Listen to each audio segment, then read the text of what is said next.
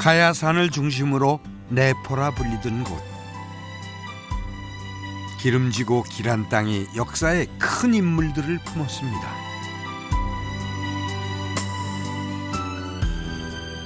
아름다운 문화를 꽃피우고 넉넉한 인심을 만들었습니다. 너른 품을 가진 땅 예산입니다.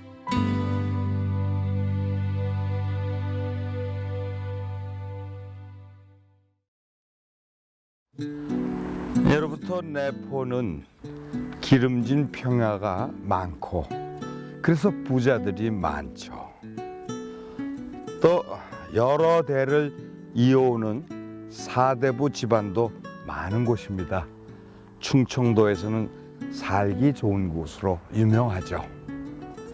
그 내포 10고을 중 하나인 예산 땅 역시 아주 비옥하고 명당으로 불리울 정도로 아주 타고난 길지들이 많은 곳입니다.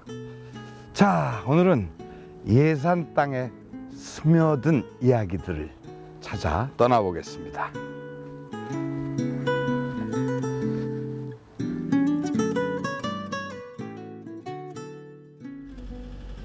서해를 향해 달리던 차령산맥의 남쪽 자락.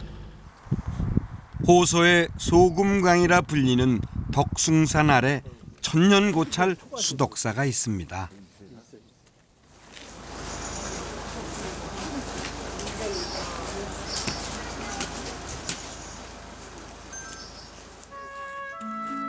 수덕사는 백제 위덕왕 때 창건되고 고려 공민왕 때 나홍화상이 중건했다고 알려진 유서 깊은 절입니다. 삼국유사에 백제 고승 해현이 수덕사에서 법화경을 강의했다는 기록이 있고 경내에서 백제시대 와당이 발견된 걸로 보아 그 오랜 역사를 짐작할 수 있죠.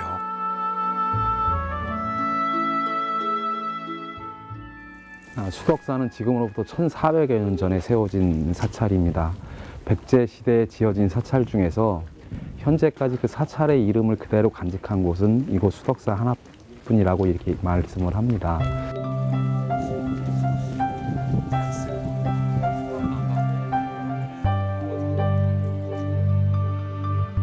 대웅전 마당에 있는 3층 석탑은 신라 문무왕 5년에 건립된 것으로 원효대사가 중수했다고 전해집니다. 1000년의 시간이 돌탑 위에 쌓여 있습니다. 곳곳이 보물로 가득한 수덕사에서 가장 큰 보물은 역시 대웅전입니다. 목조 삼전불이 자비로운 표정으로 중생들을 맞이합니다. 국보 제49호 수덕사 대웅전은 고려 후기 충렬왕 때 건립된 목조 건축물입니다. 대들보 위 빛바랜 단청이 오랜 세월을 말해줍니다.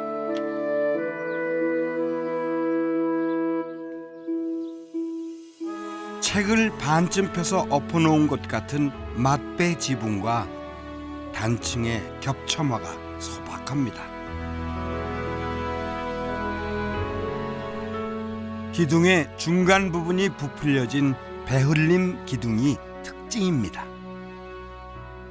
지금 여러분들이 보시는 이 법당은 1308년에 지어진 대웅전입니다. 편년이 확인된 언제 지어진 것인지 역사적으로 그 연도가 명확하게 드러난 것으로서는 최고 오래된 고려시대의 건축물 중에 하나라고 얘기를 할 수 있습니다.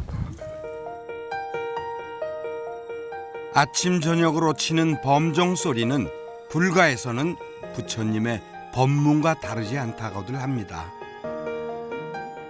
이곳 수덕사에서는 재미있는 창건 설화가 전해오는데요. 옛날 수덕이란 이름의 도령이 덕숭낭자의 마음을 얻기 위해 절을 지었지만 관음보살의 현신이었던 덕숭낭자는 버선 한 짝만을 남긴 채 사라져버립니다. 그 후 두 사람의 이름을 따서 덕숭산 수덕사가 됐다는 얘기입니다. 수덕사 왼편으로는 비구니 스님들이 수행하는 선원 견성암이 있습니다. 일제강점기 유학파 출신의 신여성이자 문인으로 불교에 귀의한 후 한국 불교 최고의 여승으로 불렸던 이렵 스님이 머물던 곳이기도 합니다. 수덕사 뒤편에는 1080개의 계단이 있습니다. 한 계단 한 계단 밟고 오르다 보면 마음은 맑아지고 성문 저편에 깨달음이 있을 것만 같습니다.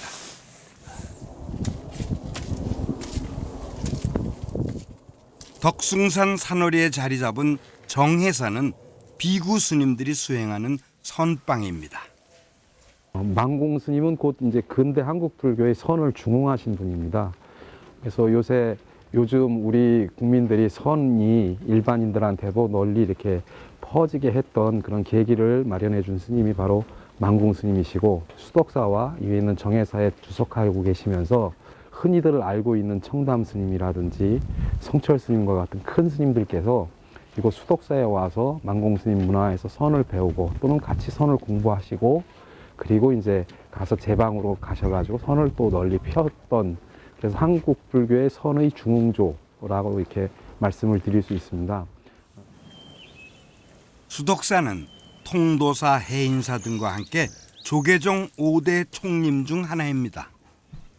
수덕사가 이렇게 선종의 수행처로 이름나게 된 데는 경허 스님과 그 제자 망공 스님의 공이 큽니다. 소림 초당은 정해사의 조실이었던 망공 스님이 생전에 머물던 곳입니다. 산방에 살아보면은 딱 뭐든 태어난 자복이 앉은 것처럼 참 그 받쳐주는 데가 있거든.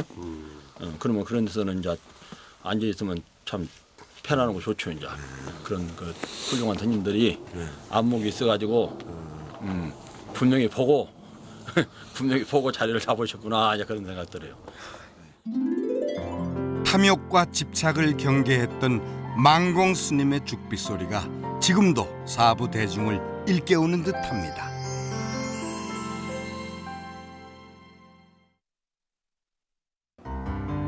수덕사 경내에 있는 근역 성보관에는 수덕사와 인근 말사에 있던 불교 문화재 4천여 점이 전시돼 있습니다. 망공 스님을 비롯한 고승들의 유물도 모아두었는데요. 그 중에서 눈에 띄는 것은 바로 이 검은고입니다.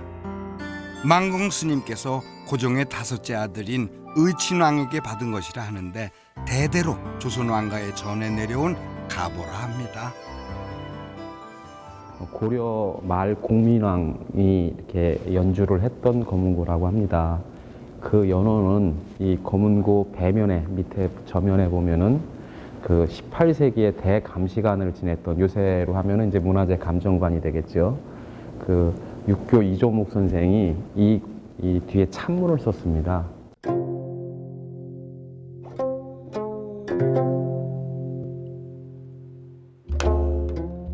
거처하던 소림 초당 앞에서 종종 달빛을 벗삼아 검은고를 탔다는 망공 스님의 풍류가 느껴집니다.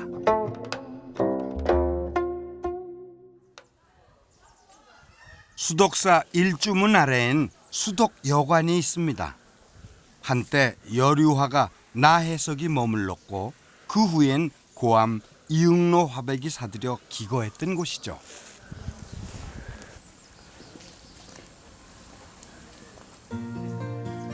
여관 앞 납작한 바위에는 이응로 화백이 새긴 암각화가 지금도 선명합니다. 고암 이응로 화백은 한국 근현대 미술의 거장으로 불리는 세계적인 동양 화가입니다. 프랑스로 건너간 후엔 문자 추상이라는 독특한 경지를 이루었죠. 그가 프랑스로 떠난 뒤에도 그의 아내는 여관을 하며 이곳을 지켰습니다.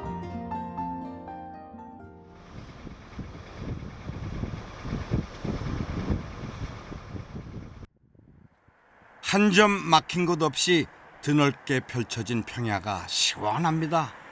예당 평야입니다. 주로 예산과 당진에 걸쳐 발달돼 있어 보통 예당 평야라고 부르죠. 옛 내포 땅이기 때문에 내포 평야라고도 부릅니다. 예산은 차령산맥 북서쪽 충청남도의 중간 지점에 자리 잡고 있습니다. 동쪽으로는 공주, 서쪽으로 홍성과 서산, 그리고 청양, 당진, 아산 등과 접해 있는 비옥하고 기름진 곡창지대입니다.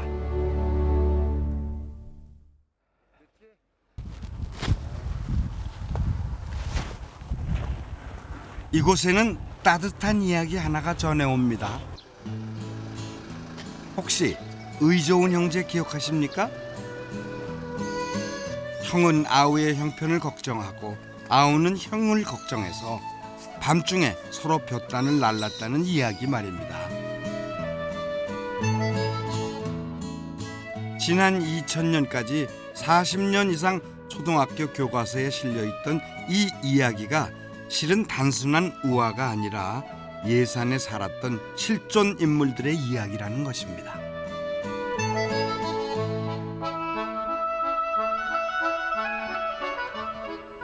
효제비라.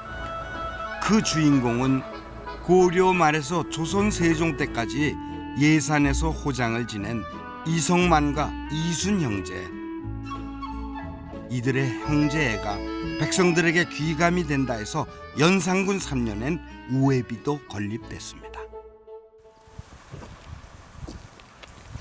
아, 옛날 초등학교 2학년 2학기 국어책에 실린 의좋은 형제의 얘기입니다. 형제가 너무 의가 좋아서 농사를 져서 곡식도 똑같이 나눠 갖고 밤에 몰래 형님의 곡간이 혹시 빌까 봐 가서 채워놓고 전 또 형님은 동생의 곡간에 몰래 그렇게 의좋게 사는 형제의 얘기였습니다. 예산 사람들의 어느 그 두터운 정, 가족 애가 잘 나타난 얘기입니다. 작은 얘기 같지만 요즘 저희들한테는 커다란 감동을 주는 얘기죠. 전부 그렇게들 살았으면 얼마나 좋을까요?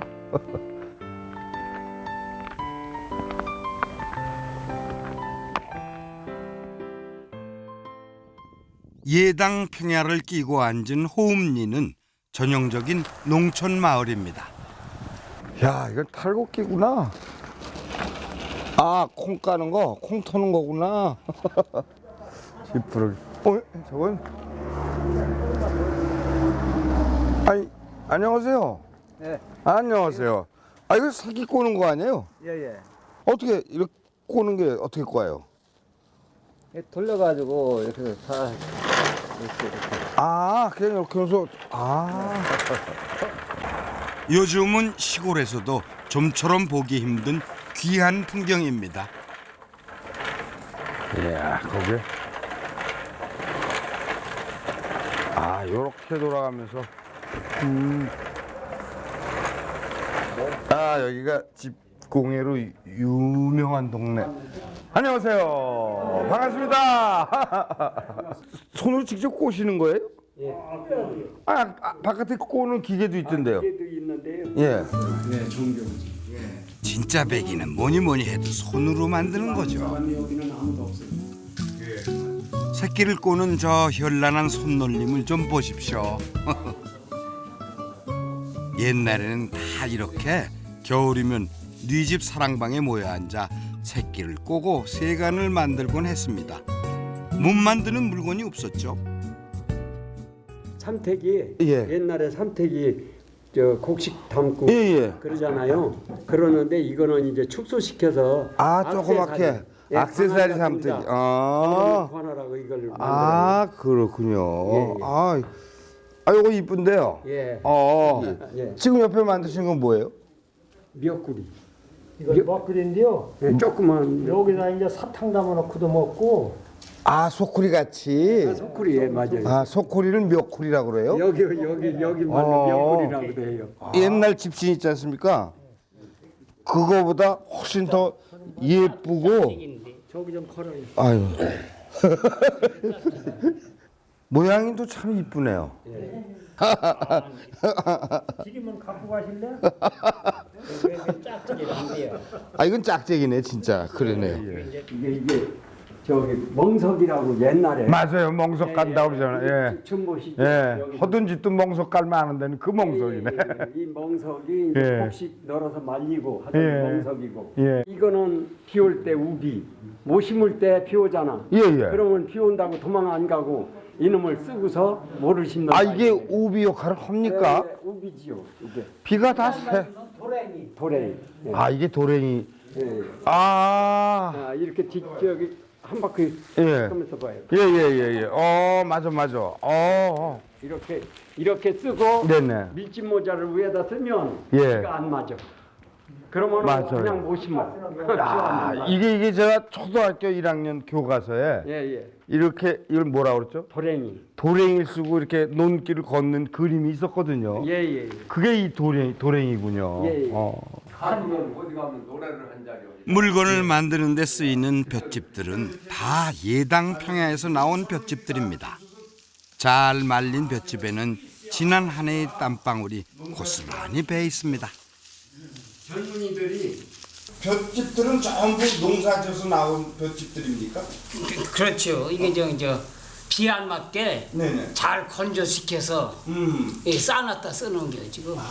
비 맞으면 이거 색이 변하니까 그래요. 못 쓰죠. 잘 말리셔야겠네요. 예.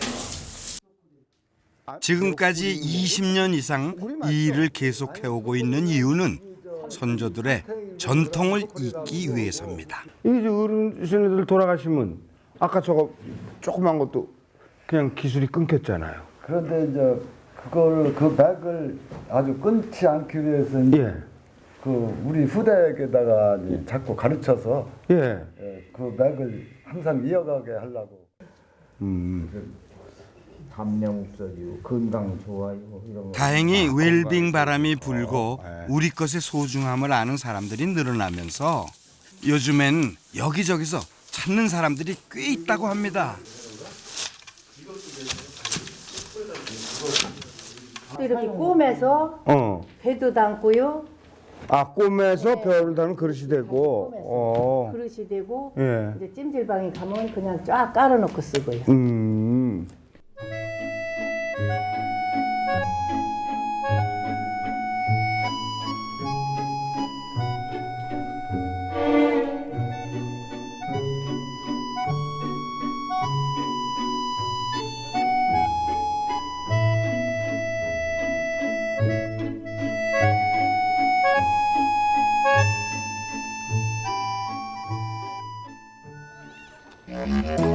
마을 앞 얼음판은 아이들 소리로 가득합니다.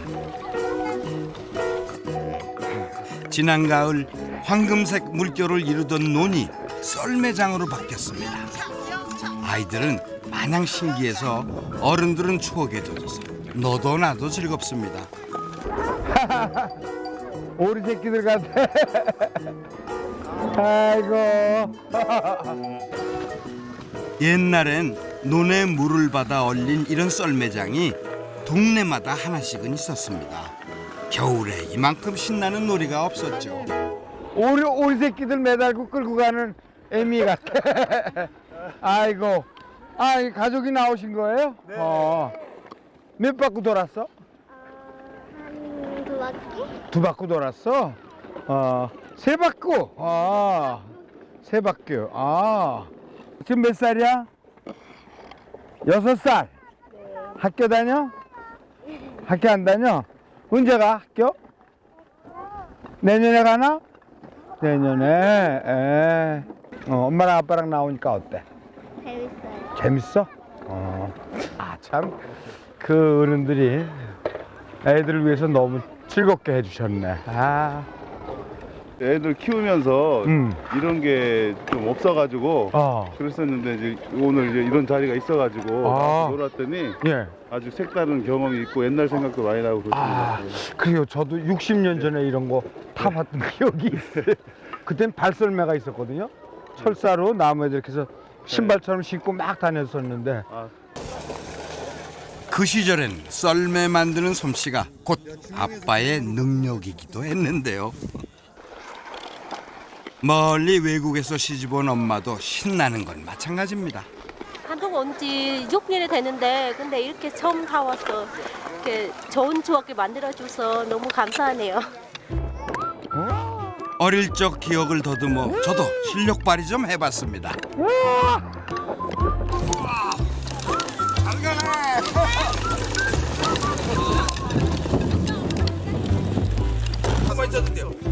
썰매장 한켠에선 누가 오래 돌리나 빙의 시합이 한창입니다.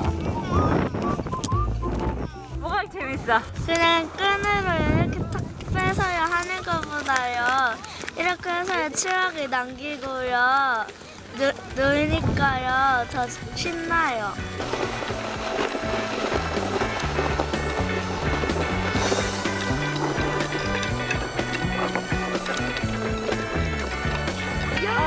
아빠가 주셨어요. 아빠가 만들어주셨어? 이거 연날님 잘하네. 슈퍼몬들 잘하네. 야, 어이구, 별로 쏠리네.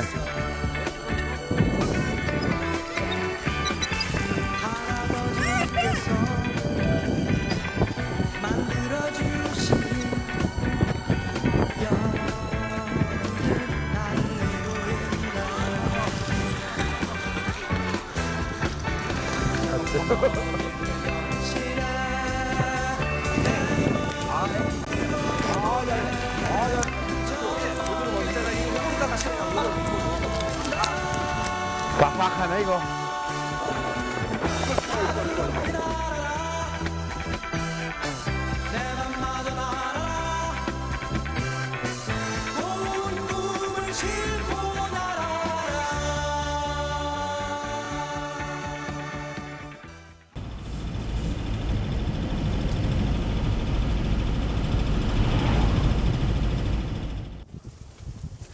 촬영산맥 줄기로 덕숭산에서 멀지 않은 곳에 자리 잡은 가야산. 가야산은 조선시대까지도 덕산 현감이 봄, 가을로 제를 올렸던 명산입니다. 그 가야산 자락 골짜기 아래에 가야사 터가 있습니다. 옛날 이 일대는 가야동이라고 해서 주변에 100개의 암자가 있는 절터의 중심지였다고 합니다. 가야산은 본래 수독사보다 큰 규모의 사찰이었다고 하는데 절이 사라진 지금은 그 옛 모습을 찾아보기 어렵습니다.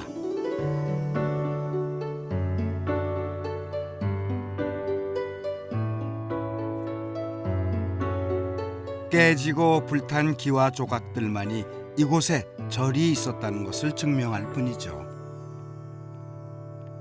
백제시대 때 생겼다고 하는데 이 가야산 자락에서 가장 으뜸 수사찰이죠. 그러면서도 지금은 이제 남영군 산소가 들어서는 과정에서 이제 크게 회찰이 돼서 지금은 이제 나대지 마냥 이렇게 돼 있고 군데군데 이제 그 탑부제나 뭐 와편 쪼가리나 이런 것이 있죠. 천년고찰 가야사가 사라진 건 지금으로부터 160여 년 전. 가야사터, 옛 금탑이 있던 자리엔 흥선대원군의 아버지인 남현군 이구의 묘가 있습니다.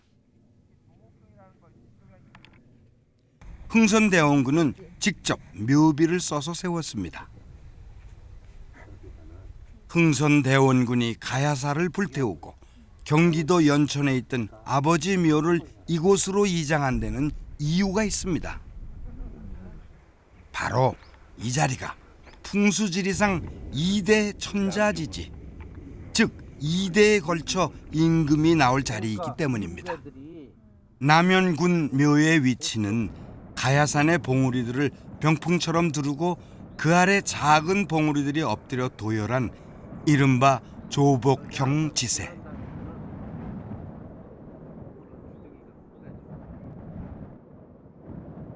마치 임금에게 신하들이 읍하듯이 머리를 조아리고 있는 모양새라는 것입니다. 대원군은 첫 번째 목적이 이제 왕권쟁취죠. 종실, 무너진 그 안동김씨 세도 정치 하에서 억눌려 있던 이 종실, 이거를 중흥하려고는 그 목적이 제일 컸고, 그러면서 이제 정권 야욕이 이제 굉장히 강했는데, 그게 이제 증명이라도 되듯이 묘를 쓰고서 18년 있다가 실제적으로 그 둘째 아들 고종이 명실상부하게 이제 왕으로 등극을 하죠. 그런데 대원군이 이렇게 귀하게 여겼던 남연군 묘는 훗날 역사적 사건에 휘말립니다. 조선과의 통상교섭이 계속 실패하자 1868년 독일 상인 오페레트가 남연군 묘를 도굴 해 통상 압력을 넣으려다 미수에 그쳤는데요. 이 일은 대원군이 쇄국 정책을 더욱 강화하는 계기가 됐습니다.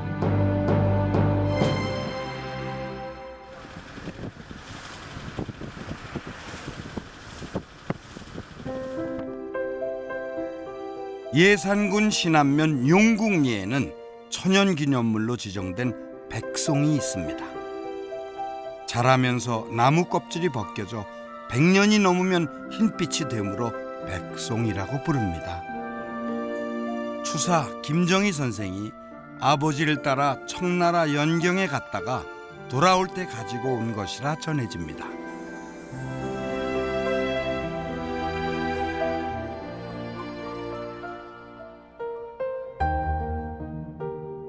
예산에는 우리에게 알려진 뛰어난 인물들이 많은데요. 그 중에서도 빼놓을 수 없는 인물이 바로 추사 김정희 선생입니다. 추사 김정희는 조선 후기의 문신이자 대표적인 실학자입니다.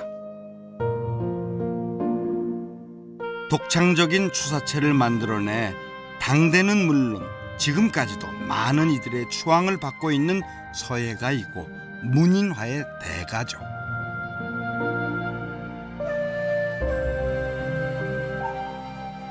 국보 제180호로 지정된 세한도는 문인화의 진수로 평가받습니다. 묘 옆에는 선생의 옛집 추사고택이 있습니다. 이야, 300년쯤 된 양반 대기로구나. 이게 뭐야? 돌멩이가? 이게 해시계 모양이다. 막대기 이렇게 해가지고 그림자로. 안채와 사랑채, 문간채 등을 갖춘 미음자형 가옥으로 주로 중부지방과 영남지방에 있는 이른바 대갓집형 집입니다.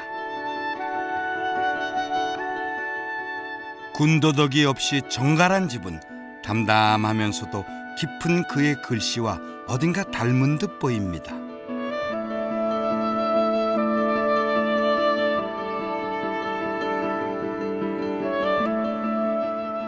집안 곳곳엔 추사 선생의 글씨들이 걸려 있습니다. 추사의 글씨를 두고 졸박청고, 서투른 듯하면서도 맑고 고와하다고 하는데요. 그 말이 무엇인지 마음으로 느껴집니다.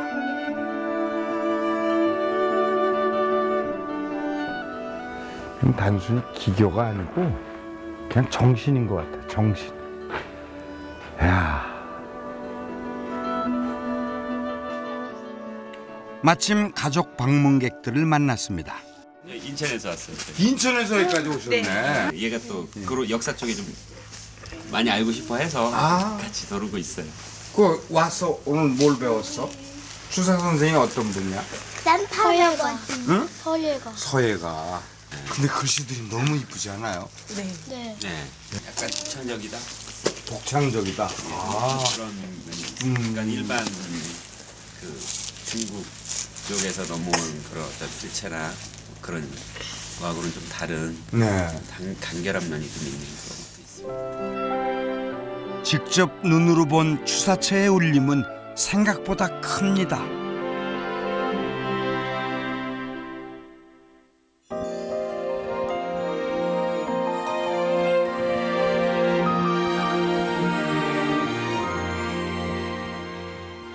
예산군 남쪽에 자리 잡은 예당호는 1962년에 완공된 우리나라에서 가장 큰 저수지입니다. 그 면적이 서울 여의도의 크기를 훌쩍 뛰어넘고 둘레 길이도 약 40km에 이릅니다. 담수어의 먹이가 풍부해 국내에서 손꼽히는 낚시터이기도 하죠.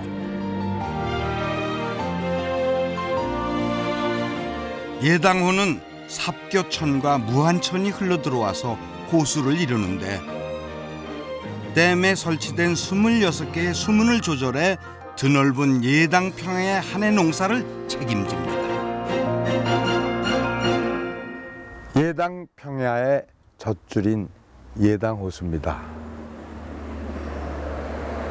그 크기가 국내 호수 중에 손꼽힐 정도로 큰 곳인데 아마 여의도보다도 훨씬 큰 넓이를 자랑하는 것 같습니다. 끝이 안 보입니다. 이 사람들이 일궈낸 자연의 작품입니다. 저 물가에 앉아서 그냥 낚시나 하면서 물고기 잡지 말고 그냥 세월이나 툭툭 엮어가면서 그렇게 지냈으면 참 좋겠네요.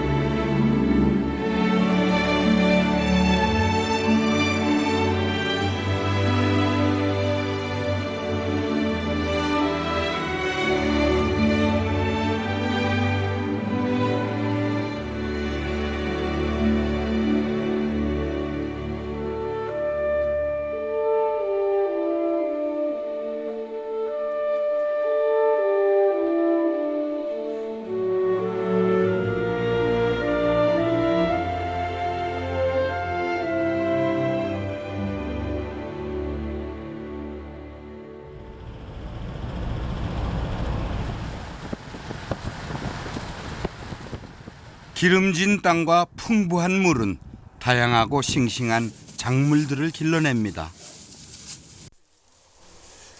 예산의 대표적인 특산물 중 하나는 바로 쪽파입니다. 예산 지역 한 해 생산량이 10,000톤 이상, 전국 생산량 1위입니다. 예산이 쪽파가 잘 되는 이유라고 보면은 그 우선적으로 타 지역에 비해서 기후 조건이 좋고 또 토질이 그 쪽파 농사를 짓는데 적합한 토양이라고 봐야 되는 거죠. 매서운 한파 속에서도 싱싱한 생명력을 자랑하는 쪽파들. 하나를 심으면 여러 쪽으로 나뉘어 자라서 쪽파라고 부릅니다.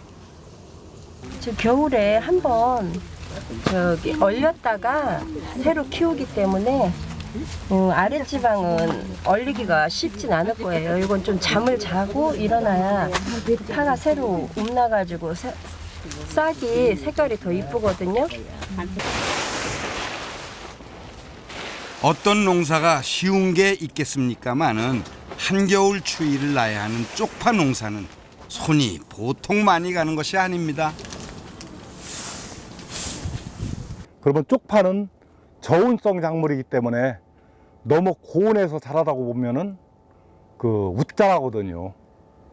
웃자란다는 것은 물건이 이제 상품 가치가 없기 때문에 적당히 키우기 위해서 환기를 시켜줘야 되는 거죠.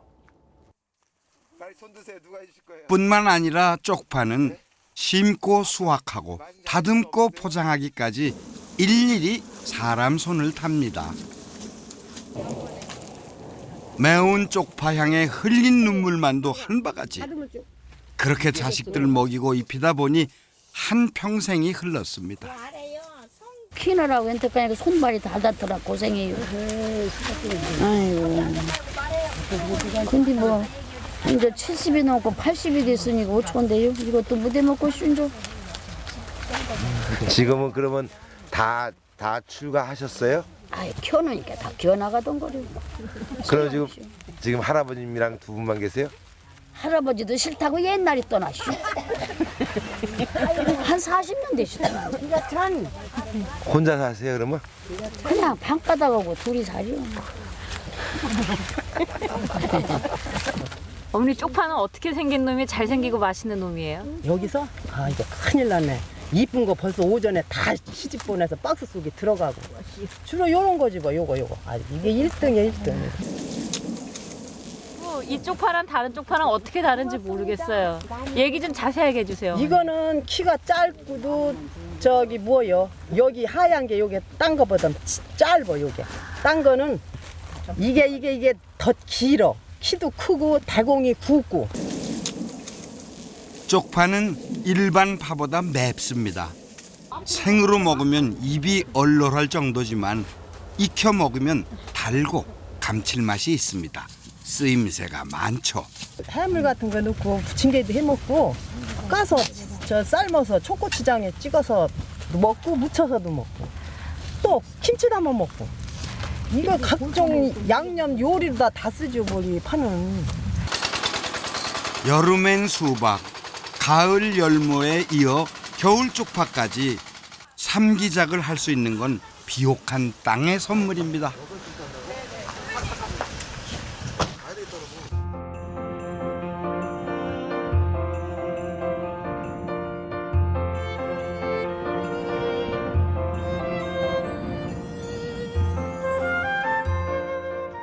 이번엔 마을로 한번 들어가 봤습니다.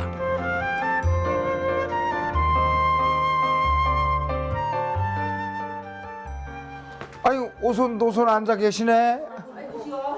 아이고 안녕하세요. 아이고 그 무슨 말씀들을 그렇게 재미있게 나누셨어요? 그래? 그냥 사는 얘기지 뭐. 사는 얘기.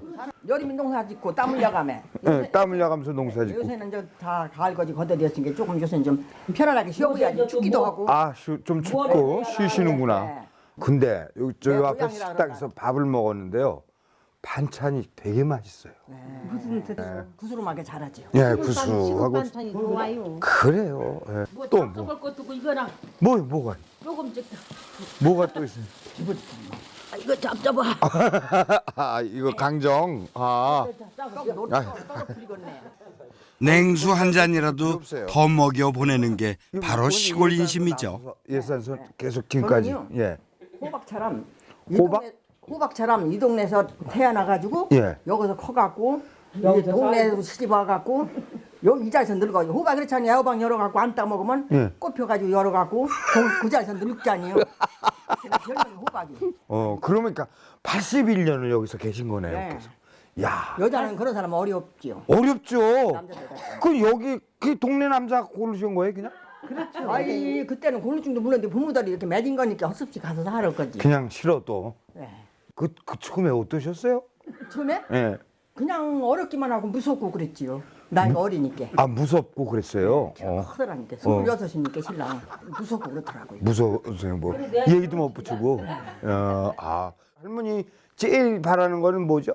우리들이? 네. 우리들 이제 건강하게 자식도 소강시키게 아프지 말고 건강하게 살다 죽는 거 그거지. 그러네. 애들한테 부담될까 봐. 네. 2월 11일 날 은복면 후사리도 나오는 거죠. 할머니 이렇게 막 말씀하시는 거. 그럼 잘할 걸. 잘하셨어요. 잘할 걸 우차한데 망신했네. 아니 망신 안 하셨어요. 너무 잘하셨어요. 아니 갑자기 이렇게 오셔서 대접하는 것도 없고. 아니요, 괜찮아요. 안녕히 계세요. 감사합니다.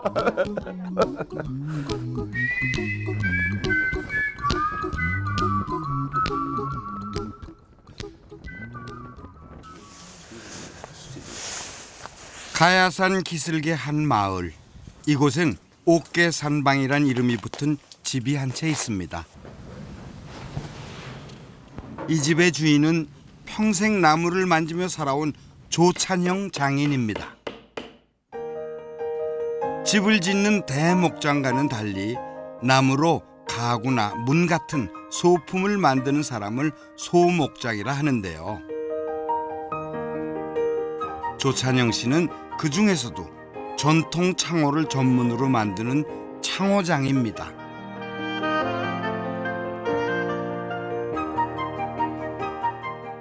(60년) 가까이 창호장으로 살아오면서 궁궐, 사찰, 한옥 등 중요한 문화재의 복원 보수 현장에는 어김없이 그가 있었습니다. 작업실에는 60년 세월을 함께 해온 손때 묻은 연장들이 가득합니다. 다 똑같아 보여도 우리 것은 연장부터가 다릅니다. 옛날 이제 흥분을보 박타듯이 그렇게 하는 거고, 이건 큰 붕어톱은 나무 저기 원목 이거만한 건 이제 캐는 거예요. 이렇게 옛날엔 전부 다 캐가지고 이런 이거 짜고 그랬어요. 제작했어요. 이런 것도 보 같은 것도 전부 캐가지고 떼내가지고 말이지 저거 쓰고 다 했지. 지금이니까 제자도 봐라 싹싹싹싹 하면 다 캐지. 옛날에 그렇게 있었나? 순전히 숫자갑이지 뭐.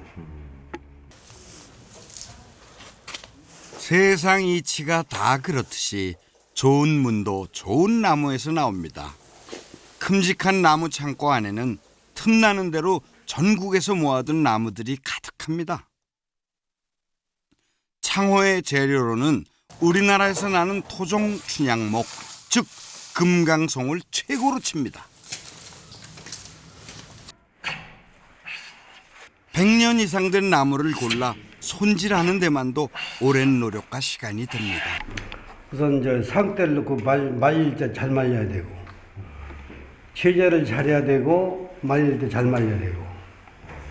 동남풍도에다가 3년간 말려가지고 3년 동안 말려가지고 3년 이후로는 이제 창고에다 들여놨다가 선별해가지고 이제 재단해가지고 써야 돼요.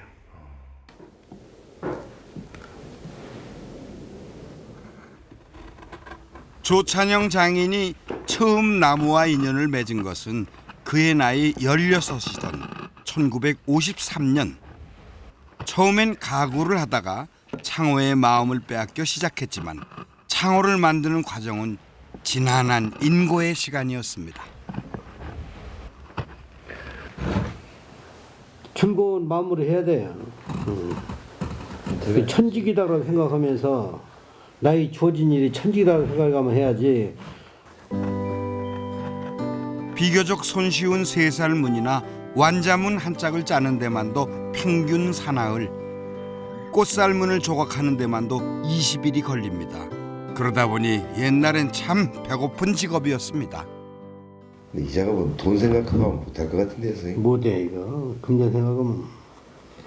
그 창호 짜는 창호 제작하는 사람은 우선 아주 이 별거 아닌 사람하고 이 소극적으로 생각했단 말이야.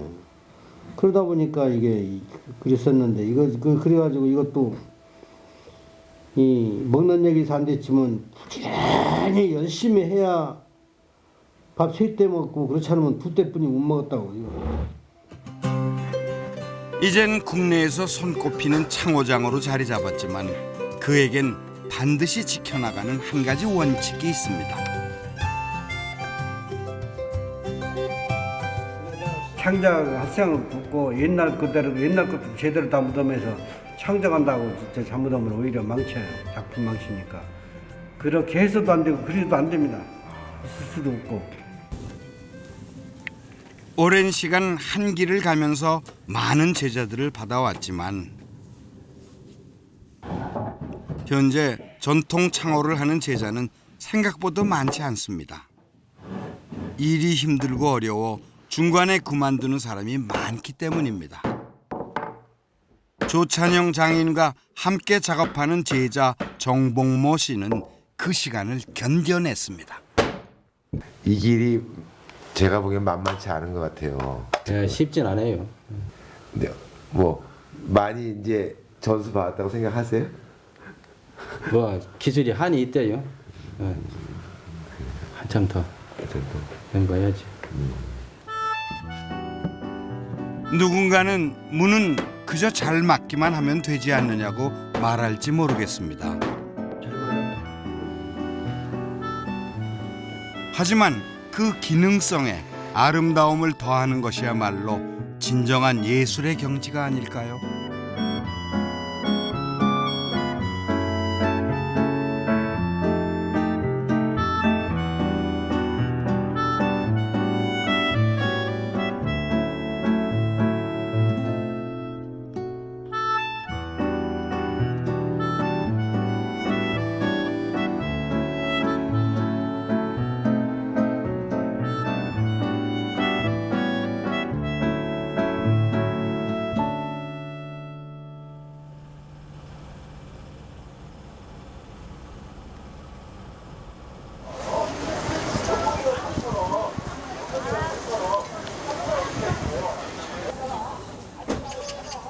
예산읍에 가면 거리 곳곳에 국수가 널려 있는 풍경을 볼 수 있습니다. 모르는 사람은 몰라도 아는 사람은 다 아는 예산의 별미, 바로 국수라네요. 오며 가며 국수를 사가는 수십 년 단골 손님들이 많다는 이곳. 국수 여기 자주 사러 오셨어요? 이거 들릴 때마다 사죠. 아 그래요? 맛있다고 소문이 나서. 아 그래요? 많이 사가시네요? 맛있더라고요. 뭐 누구 주실 거예요? 집에 가서 먹으려고요. 사닥적부터 우리 시동생들도 서울서 오면 공구차를 몇 개씩 사가지고 두 박스씩 사가지고. 그래요. 그게 주문이 많아요. 찾아오는 손님들만이 아닙니다. 한 번 먹어본 손님들은 그 맛을 잊지 못해 전국에서 택배 주문을 합니다. 여기 명함 많이 보내주세요 써있네. 이제 여기저기 아는 사람 주려고 그러나 봐요.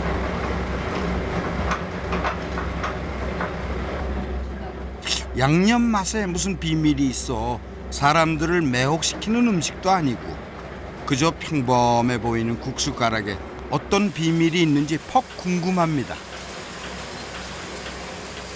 그 맛의 비밀은 바로 쫄깃한 면발. 다 똑같은 밀가루에 비슷비슷한 반죽 같아도 예산 국수는 노하우가 다릅니다. 반죽이 계속 여러 번 반복돼서 되고 있는 것 같은데 이유가 왜 그런 거예요? 공기랑 익숙해갖고 반죽을 해야지 밀가루가 더 좋아져요. 많이 할수록 국수는 훨씬 좋아요. 반죽을 이렇게 압축을 많이 할수록 국수가 훨씬 좋아져요. 국수가 훨씬 좋아진다는 게 어떻게 좋아진다는 그러니까 뭐 거예요? 스타 짜장면 같은 거 보면 이렇게 막 치고 그러잖아요. 그게 공기랑 밀가루랑 해서 계속 압축시켜 하는 거예요. 이거를 저희는 이걸로 한다고 합니다. 올해 갓서른을 넘긴 아들은 아버지의 뒤를 이어 국수를 만들고 있습니다.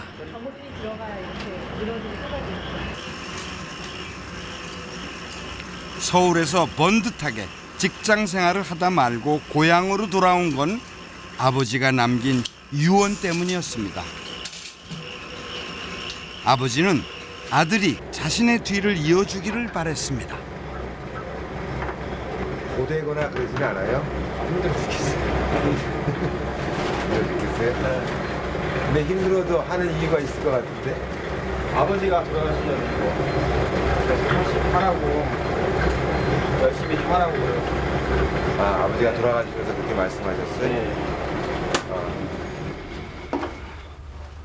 아버지가 돌아가신 지 몇 년 됐죠, 이제? 작년 9월 달에 돌아가셨으니까 별로 안 됐어요. 한 6개월 정도. 가끔 생각나? 네, 맨날 생각나요. 여기 아침에 일어나서 국수 작업 준비할 때도 되게 많이 생각나고.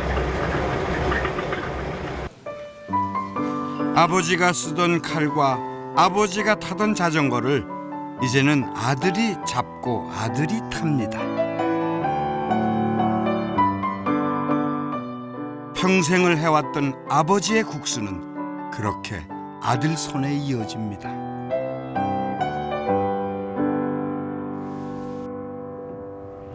국수집은 할아버지로부터 시작해 아버지 그리고 아들까지 3대째 물려온 가업입니다.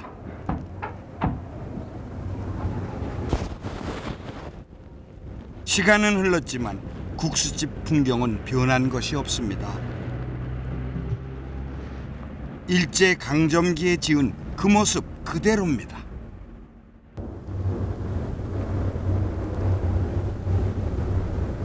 이 2층도 시집 오셨을 때 그대로 이 모습이었어요? 그렇죠. 그대로. 누가 지신 거예요? 전에 듣기는 아버님이 지셨다고 상랑도 다 쓰시고 하셨다더라고요. 시아버님? 예, 어머님 말씀. 전부 기계로 뽑아내면 물론 더 쉽겠죠.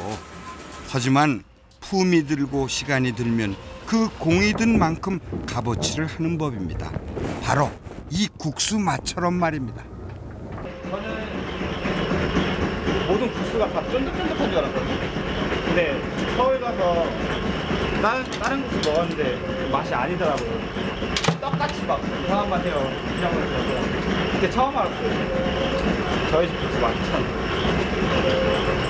엄마라도 잘 모시고 앞으로 편안하게 남은 생활 하게 해야, 그래도 해야죠.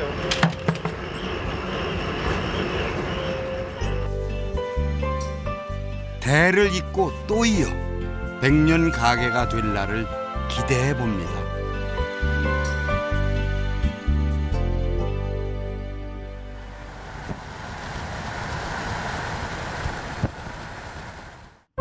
예산군 덕산면에 있는 충의사는 윤봉길 의사를 모신 사당입니다.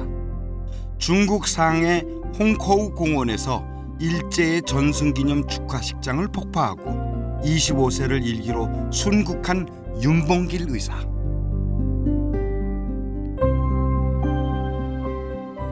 충의사 앞에는 윤 의사가 나고 자란 생가가 남아 있습니다. 윤봉길 의사는 12살 어린 나이에 식민지 교육을 받지 않겠다고 초등학교를 스스로 자퇴했다고 합니다. 그리고 중국으로 망명하기 전까지 고향에서 여러 가지 농촌 부흥 운동을 했다고 전해집니다.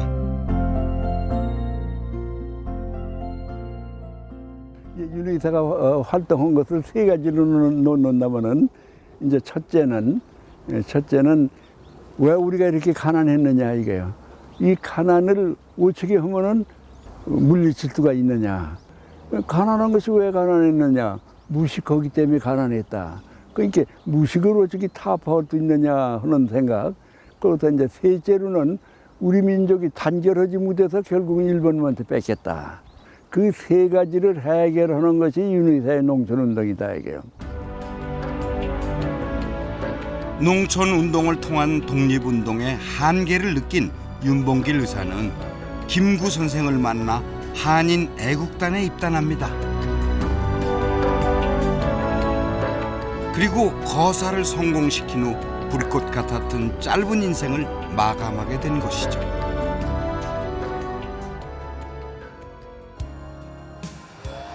화수분 아십니까? 써도 마르지 않는 샘 같은 요술 램프 같은 것이죠. 땅을 잘 가꾸면 항상 비옥해서 써도 매년 마르지 않게 곡식들이 나오고 또 사람도 품성을 잘 기르면 시간이 지나도 더 덕이나 예의를 감춘 그런 마음이 넘쳐나게 되죠. 예산은 꼭 화수분 그런 요술 램프 같은 기분이 드는 곳이었습니다. 낯익은 노래 소리는 떠나야만 하는 바라만 보아도 땅의 생명력이 움트는 곳. 그 땅에서 만난 이들은 길 가는 나그네를 흔쾌히 반기고 마음으로 대접해 주었습니다. 언제든 지칠 때면 다시 찾아와 힘을 얻고 싶은 곳. 예산은 그런 곳으로 기억될 겁니다. 돌아가